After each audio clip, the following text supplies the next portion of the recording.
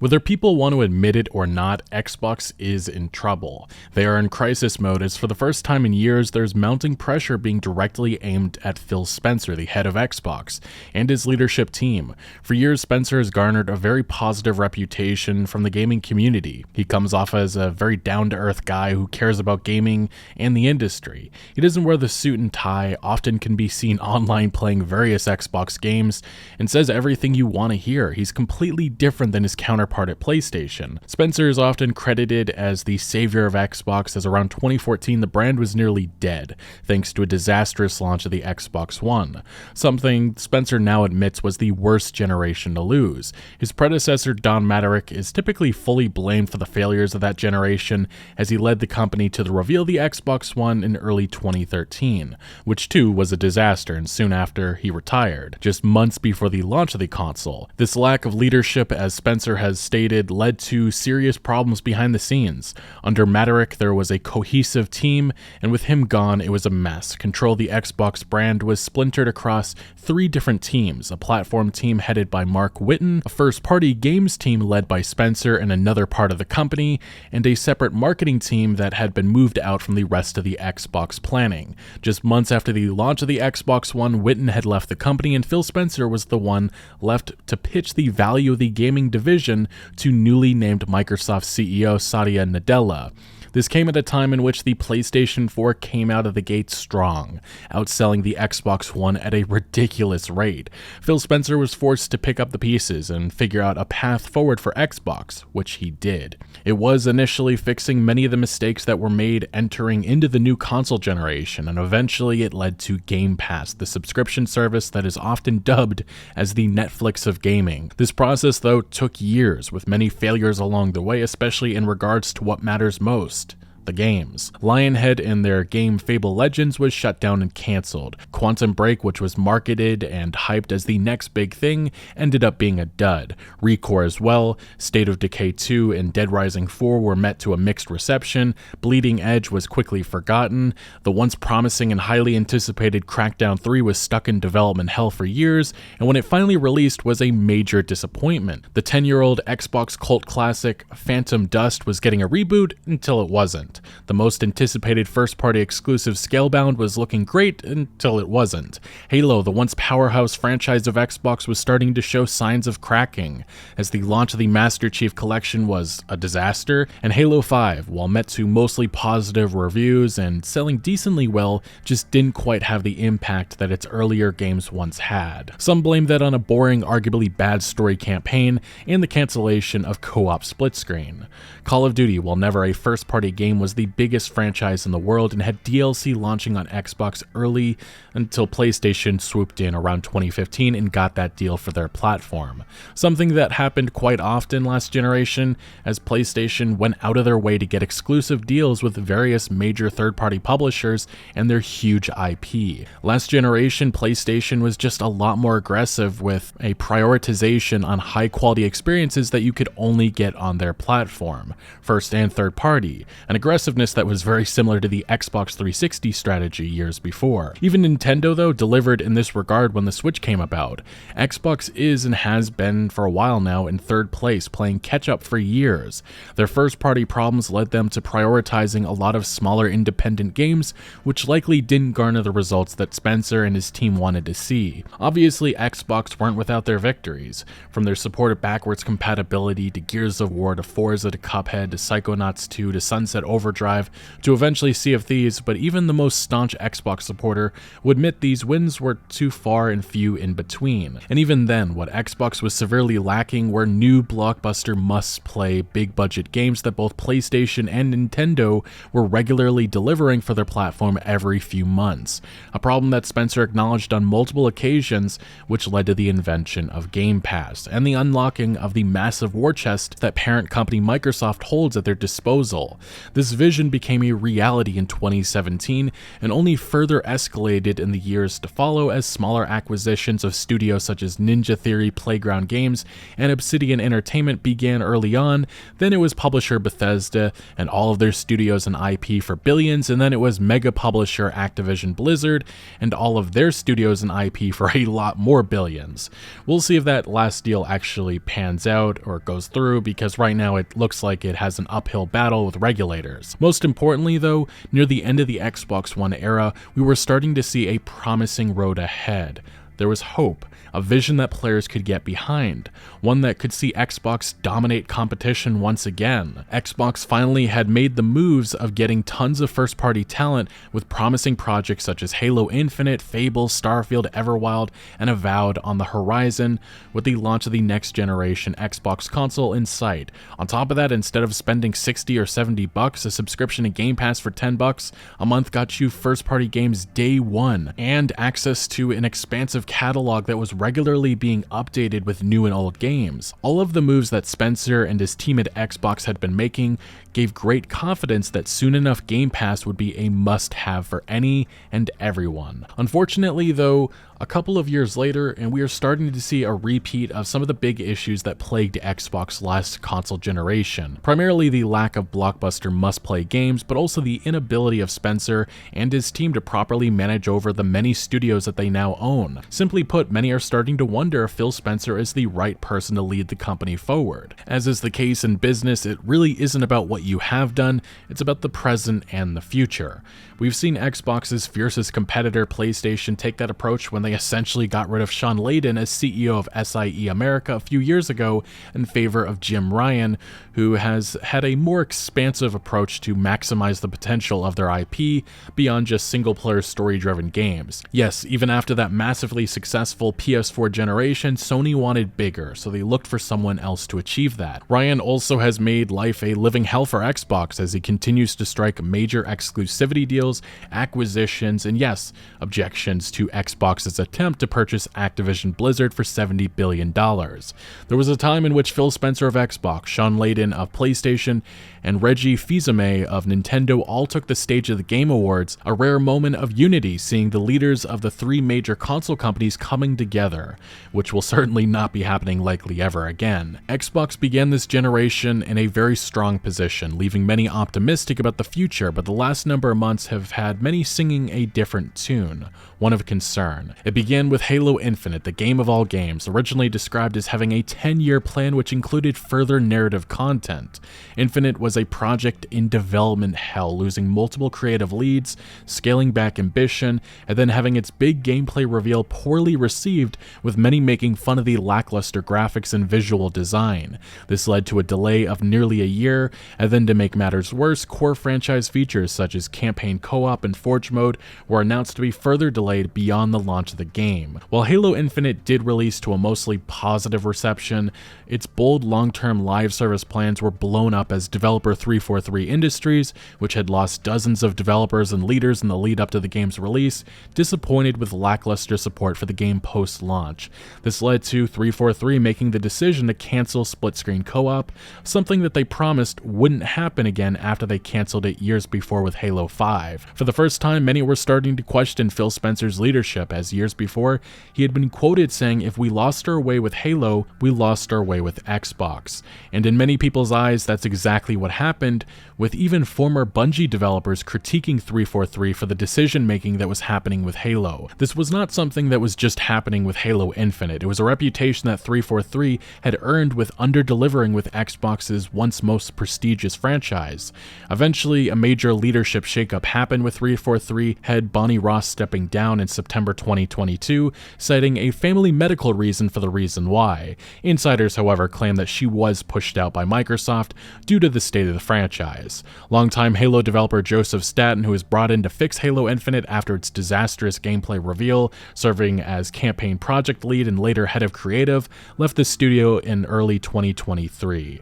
Franchise director Frank O'Connor, who had been with the company since 2008, also departed in early 2023, along with a bunch of other noteworthy departures that occurred in the last year. Fortunately, Halo Infinite did finally find its footing here in 2023 with a number of good updates, but it very much was too little too late, with most players having already moved on from the chaotic live service, which had reportedly abandoned its long-term plans for more narrative content. Where Halo goes from here is anyone's guess, as Infinite was supposed to be the only new Halo game for the foreseeable future. That clearly is no longer the case, as many are now questioning if another developer should have their hands at the franchise after years of dysfunction and disappointment from 343, which was hit by massive layoffs in early 2023, directed at those working on single-player elements, a decision that was blasted by former Halo developers, calling out incompetent leadership for the studio's failures. Still though, it does look like 343's days as the core Halo developer might finally be coming to an end. The next blockbuster to follow was over a year later with Arkane's Redfall, an open-world online vampire game from the devs behind the award-winning Dishonored and Prey. It ended up being an absolute train wreck.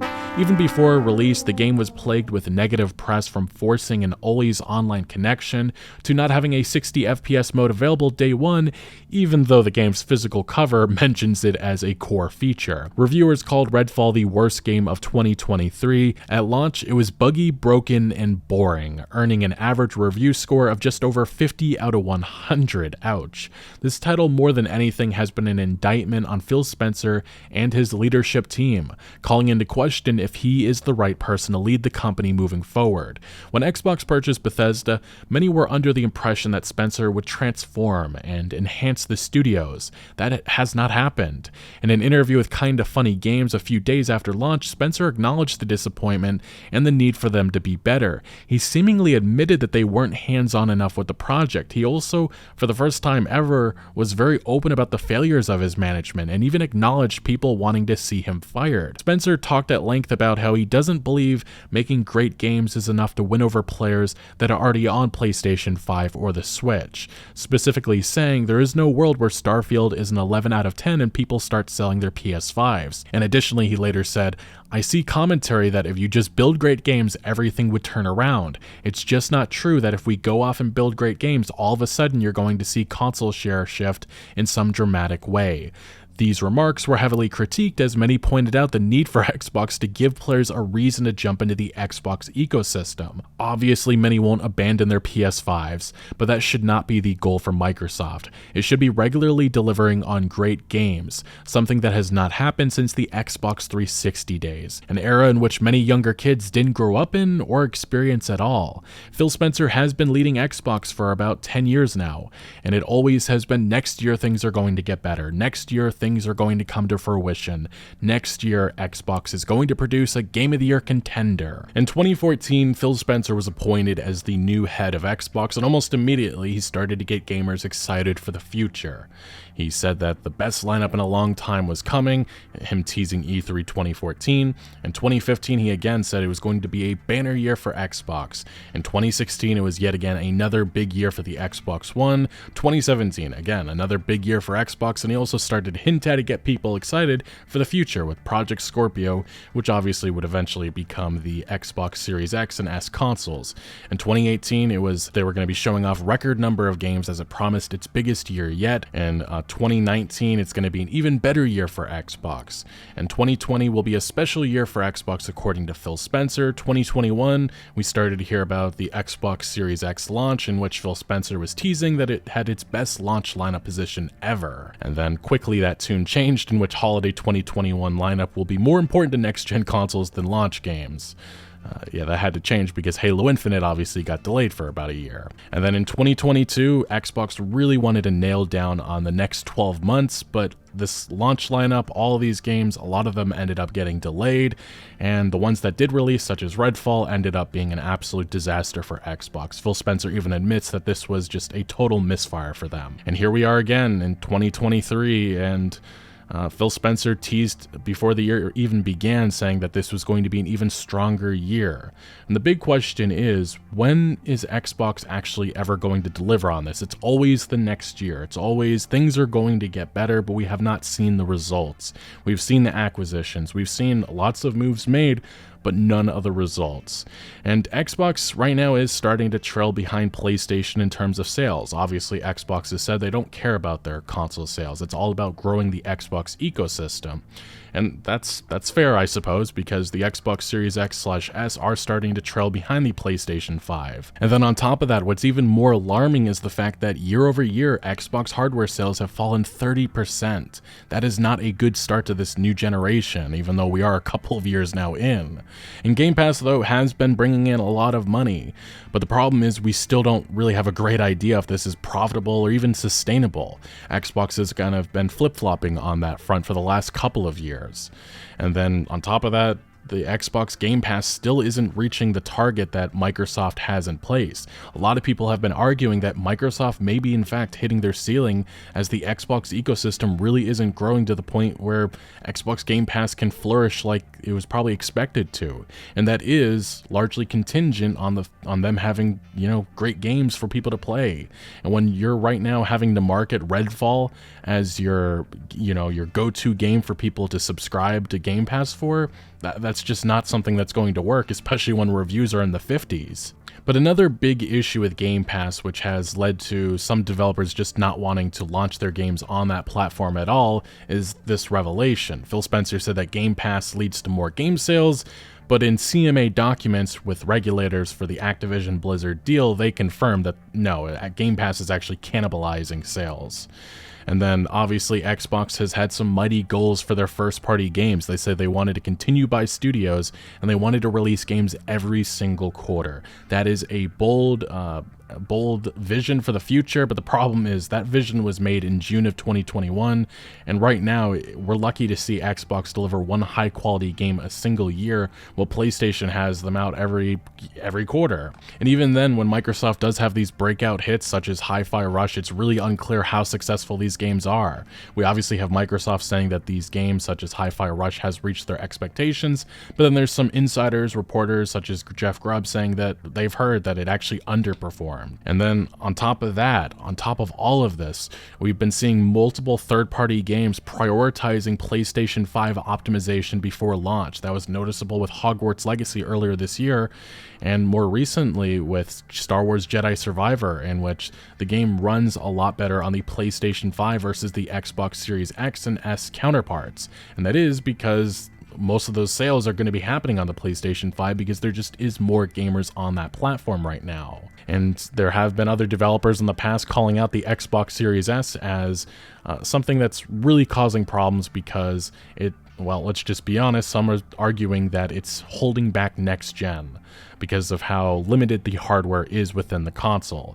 And even then, Microsoft has to be disappointed with the results of the Xbox Series S because it's just not selling the way that they expected. But then we pivot to the future. This is something that a lot of Xbox gamers get excited about because there is a lot of promising projects coming and there's lots of great studios working on these games. But the problem is that there's just so many signs of problems that are happening behind the scenes. For one, we have seen a lot of talent leaving. We have Joseph Staten. We talked about him earlier on in the video. He left Microsoft earlier this year. The head of Arkane, Lion, left Arkane right around the time that the Xbox Bethesda acquisition was fully complete. And then earlier this year, Tango Gameworks founder and CEO left the company. And then we look to the actual games, the games that are in development, the ones that were announced a couple of years ago, such as Perfect Dark, Everwild, and many others, Avowed, Starfield, The Elder Scrolls 6. But specifically with Perfect Dark, there's just been so many problems that have been reported. We had Andy Robertson reporting that the initiative devs reached out to him and said the reason why they're leaving last year because the studio was poorly ran. And if you don't remember, Perfect Dark has been bringing in some extra talent from outside, such as Crystal Dynamics, to assist in the game's development. Microsoft on multiple occasions has said that the game's development is going smoothly, but we have had insider reports pretty much saying the complete opposite. And then we have Fable. Fable is another game that was announced about 4 or 5 years ago, and there's just no idea when this project will actually come about, as Playground's development on Fable has slowed due to lack of experience with action RPGs. And then we move on to Starfield. There have been rumors that the game's development has been a mess, just like Arkane's Redfall, but the one difference is that with Starfield especially, we have seen some of the gameplay, and it has not looked all that great. Obviously, that may change in the coming months, as we do have some big reveals planned for Starfield, and hopefully with the updated gameplay, it'll show lots of progress, especially with optimization, but we'll see on that front. Then Everwild, this was a game that was announced again another 4 or 5 years ago, but back in 2021, it was reported that it had been completely rebooted, something that Microsoft has been very quiet about in regards to Rare's next project. State of Decay 3, this was something that was announced with a CGI cinematic trailer. I personally am not exactly very excited for State of Decay because I think it's just not that great of a franchise, especially after State of Decay 2, but State of Decay 3 has its fans, and even then we've been hearing a lot of failures, a lot of chaos at Undead Labs. Contraband, this is a game that has also been announced a while ago, and all we've heard about it is that it still exists. Then last summer, a lot of people expected to see a gameplay reveal for Avowed. This was the Obsidian game that had been announced a couple of years ago, but Jason Schreier came out with a deleted tweet, well, now deleted tweet, saying that Avowed has gone through some reboots and changed directors pretty recently. Don't know if it'll be there today, but I wouldn't expect to play it for a while. This is the expected title that will probably be coming after Starfield, maybe one of the big 2024 games for Xbox. But again, this calls into question what is happening behind the scenes at Microsoft Game Studios, and is anybody actually going to be accountable for all of the chaos that we're seeing reported on most of these projects? And even then, Microsoft has made some big issues for these studios, as there has been some big layoffs. We talked about 343s earlier in this video, and the Coalition had to cancel 2 of its projects, and they are now pivoting to Gears 6 because of the layoffs that they personally suffered. Even then, Phil Spencer has been adamant on multiple occasions that he understands the importance of platform exclusives. But the problem is that behind the scenes, all of the reported development chaos that we're seeing on so many projects calls into question the leadership that is happening right now. Obviously, I don't know if we directly throw that at Phil Spencer, but the people under him, I just don't think are doing good of enough a job.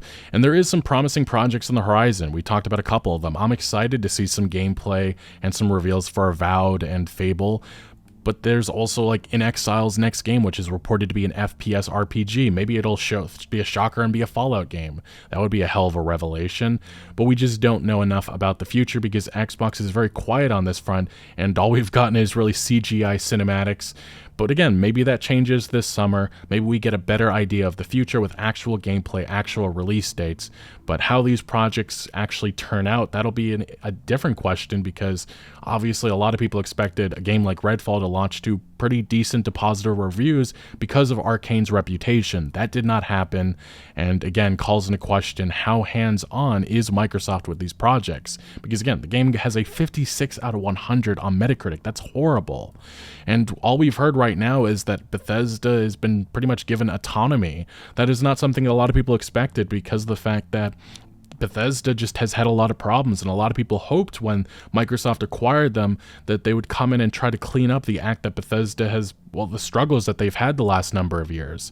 But obviously that has not been the case, and that's why some people think that we need stronger leadership at Xbox to ensure a brighter future with a lot of these projects. And remember, Xbox is about to have a bunch of more studios.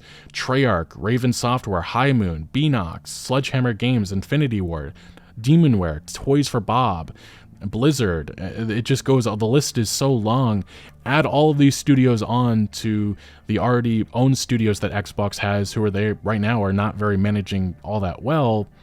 How is that going to work? And there is no clear message from Xbox that gives me confidence that they're going to be able to manage over all of this. But I will end with this. We look to PlayStation. They've had a lot of problems themselves. Even right now, they've had to shut down some AA studios. They are not perfect. But most importantly, they ensure the quality of these big, high-profile first-party games. God of War is a great example of that. Shuhei Yoshida, a PlayStation executive, was horrified when he first played God of War. This energized the team behind that at Sony Santa Monica, and they ensured that that game was as good as it could be, and it came out to universal critical acclaim. And I don't know if you throw any praise necessarily at Yoshida for his criticism of the game, but he definitely ensured that that game was as good as it needed to be just because of his criticism. That shows that the strong leadership at PlayStation that right now Xbox is severely lacking. And Phil Spencer, to his credit, has done a lot of great for this brand. He saved it. I talked about that earlier on in this video, but we are now in the present. It is 10 years later, and while Microsoft has made a series of moves, lots of acquisitions, there just needs to be actual games, actual blockbuster games that I can point to and say, this is a must play on Xbox right now. This is why you need to download Game Pass. This is why you need to buy an Xbox Series X. This is why you need to get on PC and get Game Pass. But I don't have that right now. Obviously, there are some great smaller games, from Pentiment to, Hi-Fi Rush earlier this year. But when you look at the competition, such as Sony, they have Horizon Forbidden West that received glowing reviews earlier this year. And then last year was God of War Ragnarok. Ahead, there's Spider-Man 2. And even Nintendo is just days away from launching Tears of the Kingdom, Zelda. That is probably going to be a Game of the Year contender, maybe even Game of the Year winner, just because of so far the previews and reviews that we've seen and the reputation that Nintendo has for that quality. And that's the thing, Microsoft just does not have that reputation. That's why so many of us are very concerned whenever we see reviews for any of these games, or the lead up to reviews. That's why it took me by surprise just how badly reviewed Arkane's Redfall was. Obviously, I wasn't expecting it to be a 10 out of 10, but I was expecting a 7 or an 8 because of Arkane's reputation. But no, it looks like there was lots of development chaos that happened behind the scenes, Microsoft not being hands-on enough with the project, and here we are now with a lot of people questioning Phil Spencer and his leadership team. And all attention turns to Starfield from Bethesda Game Studios. Will that endure the same chaos that we're right now seeing with Arkane's Redfall? I don't think so, but there's just no confidence right now, and that has to change. Anyway, right now Xbox is in a very tough position. I spent a lot of time talking about the signs of trouble with other games, other studios, and also talking about the health of the business overall at Xbox, but as a fan, I'm just hoping for great games, because great games inspires more competition among PlayStation, Nintendo, everybody. And seeing Microsoft in a down condition for the amount of years that we've had to endure it, it's just so disappointing, and I really do hope that they eventually get things right and we start seeing some Game of the Year contenders going up against PlayStation, because that is good for the industry, and for gamers it's great for everybody. Anyway, what do you make of the state of Xbox? Let me know your thoughts down in the comment section below, but thank you for watching. Make sure to leave a like if you did enjoy this video or if you found any informative value, and consider subscribing for more videos like this, and I'll see you later.